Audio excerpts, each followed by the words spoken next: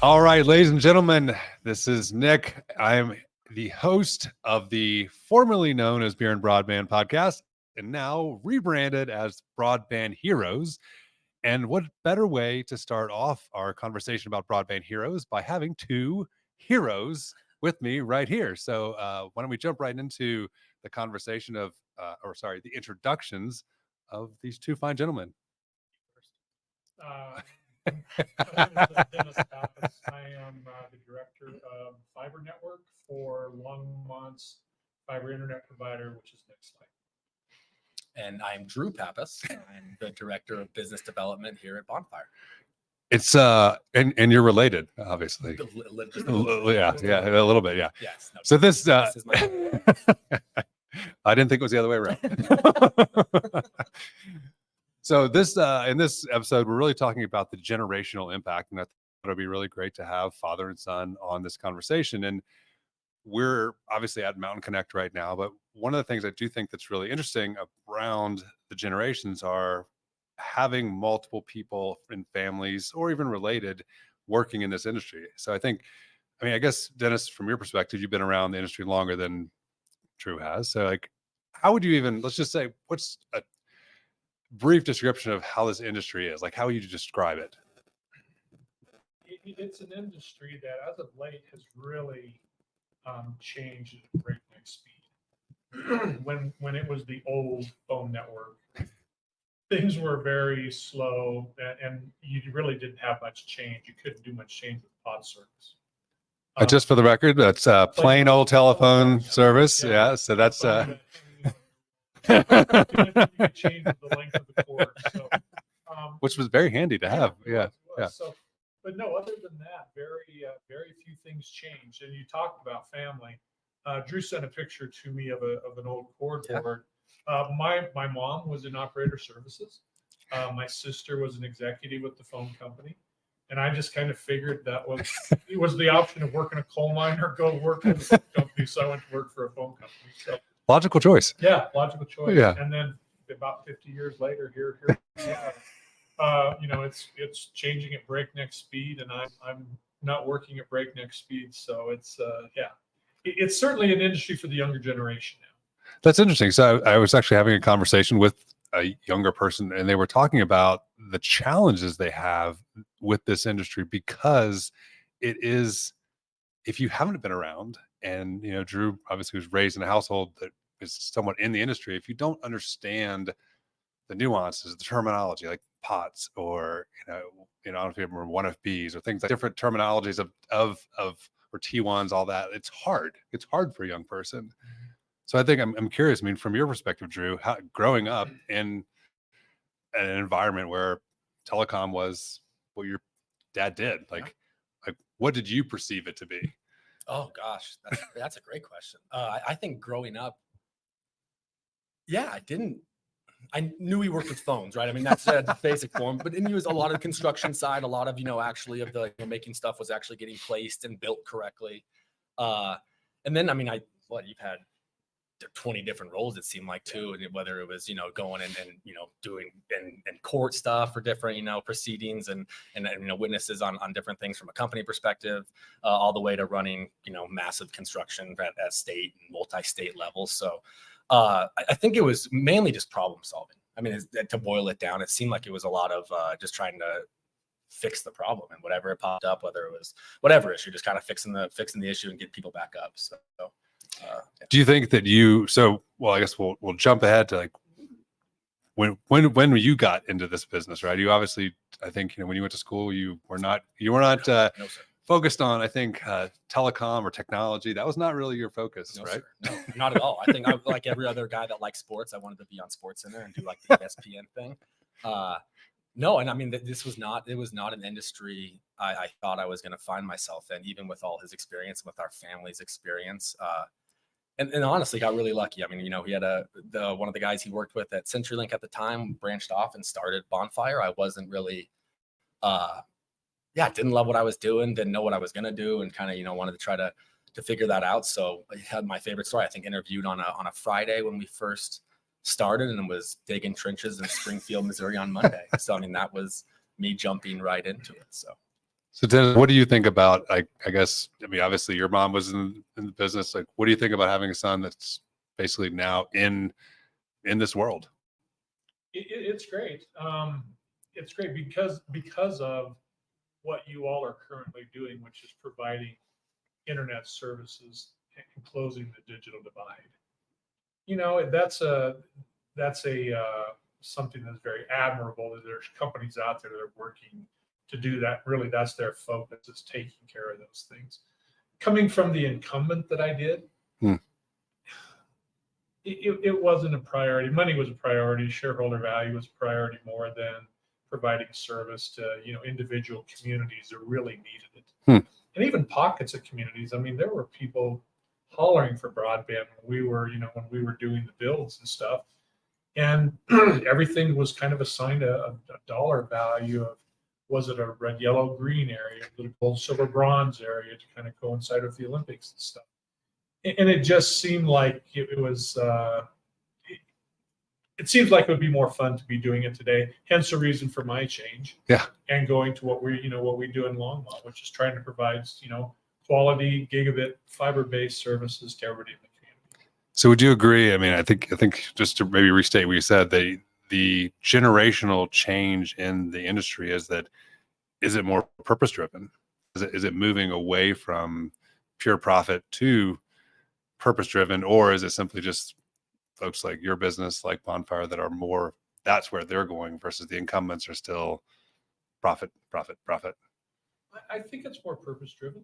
I think we do everything. It's very calculated in what we do, and it's very, you go and engage with the community to see what their needs are and understand what their challenges are. I mean, we've got, we had the issue in Longmont with having 4,000 students that are on the free and reduced lunch program there, and we had to figure out a way to try to serve them with a zero cost type of internet service, because the kind of a transitory nature of their housing situations and stuff.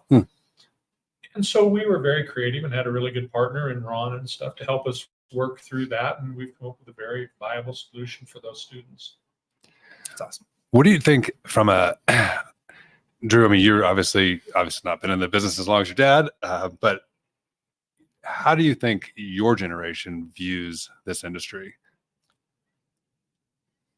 I mean, I think it's a very exciting time right now, specifically. I do, it is. And I mean this sitting next to, it's a lot of old dudes. I mean, it's a lot of old folks and I mean that very positively when I say that, because I think there are, like downstairs at Mountain Connect here today, I could walk by 10, 15 guys that have, or ladies that have, they've forgotten more about telecom than I might know, kind of at the end of the day. So like, I think it's our job as a younger generation to just soak it up. I mean, that's all I've tried to do since I've started the Bonfire, is leveraging all these people that have been doing this for so much longer, and just trying to soak up all the information and the knowledge and the mistakes not to make, and, just all those kind of things.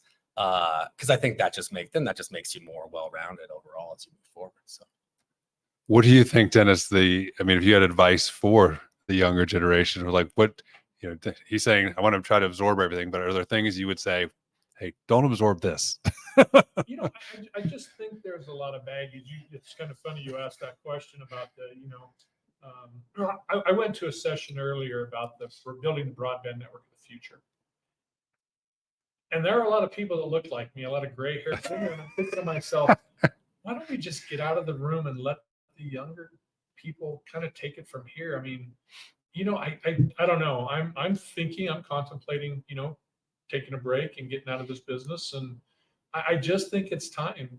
There's a lot of institutional knowledge, but there's a lot of bad habits. There are a lot of expensive ways of doing things.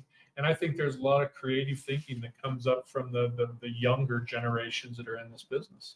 Is it analogous to, I mean, think about like, SpaceX, right? And obviously there's somebody here from talking about that, but the Boeings versus the SpaceX, like the idea of, reusable rockets and things like that, that didn't come from, there weren't a bunch of old people sitting in a room thinking about that, right?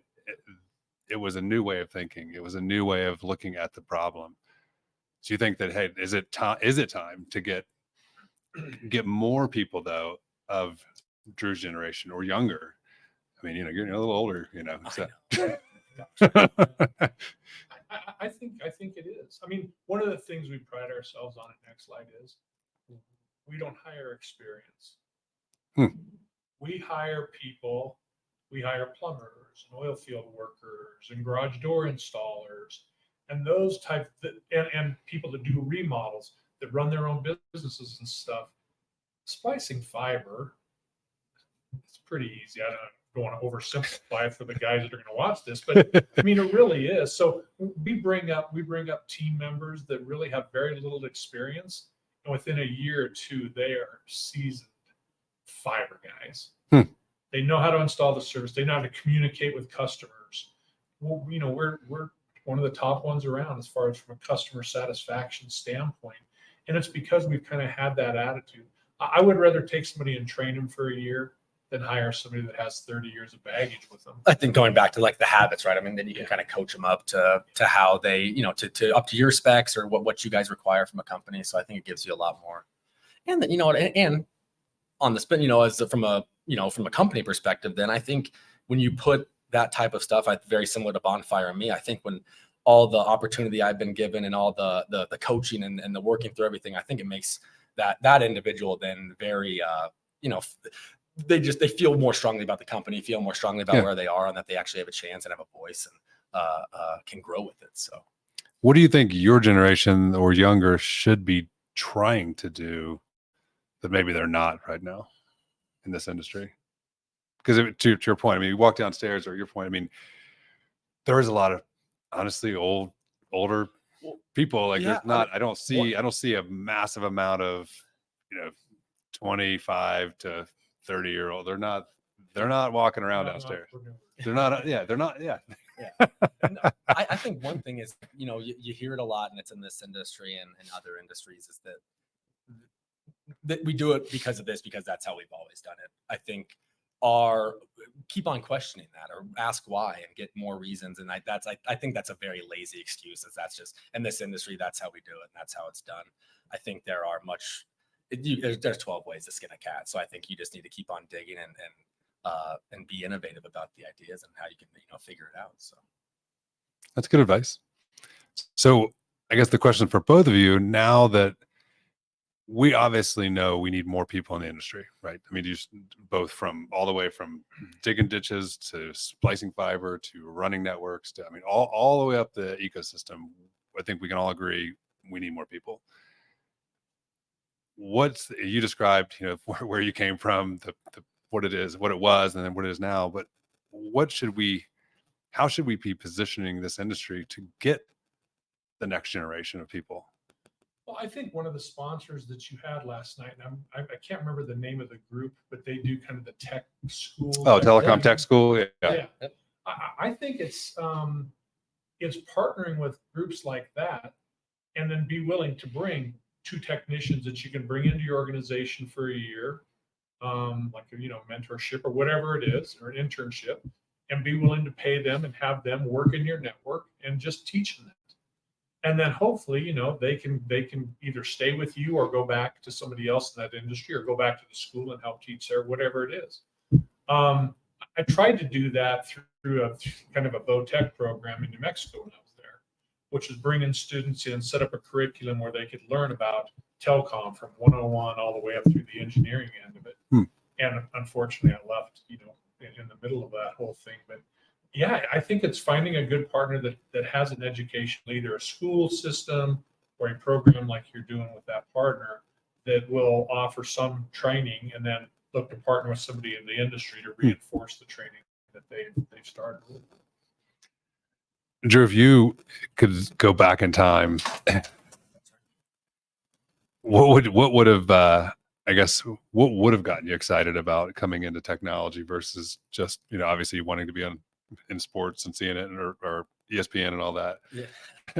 No, that's a great question. I think there's a lot of, especially the younger, whether it's, just keep getting out of high school or getting out of college right now, that I don't think they have any idea that broadband's like an opportunity for them to even go after down, whether it's because, it's not. They just want to make sure the TikTok is working. Straight, like, it's not exactly like from a technology perspective or some, San Fran high rise type of thing. I think there's a lot more there's so many varieties of things you can do in this industry, like you listed off. I mean, starting all the way from the digging trenches, whether it's being a product manager on the PM side, on the sales side, on the customer acquisition side, if you're doing the MDU. I mean, there's so many avenues within telecom that I mean, somebody could find something here that they'd fall in love with. I mean, so it's almost in how we go about it. We got to make it more sexy. We just got to make it sexier. We got to bring sexy back to broadband.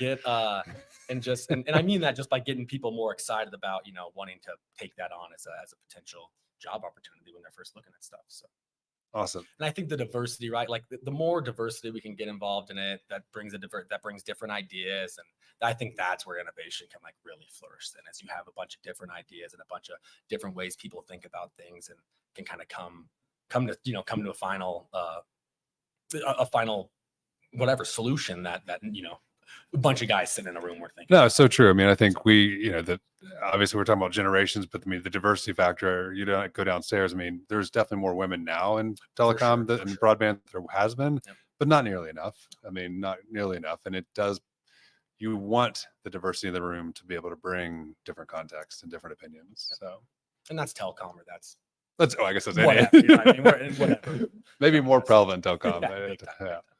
Well, guys, I really appreciate it. You know, you truly are. I mean, obviously known both of you for many years, and you truly are broadband heroes. I think you're what you do for both companies and especially Dennis, in your career. Like, I think it's got to be just fascinating to think back of how the world has changed with just technology, and that's super cool. So, thank you both for being on. Thank you both for sharing your insight, and I'm sure we will talk to you again soon. Enjoy the rest of the show. Thanks, Nick.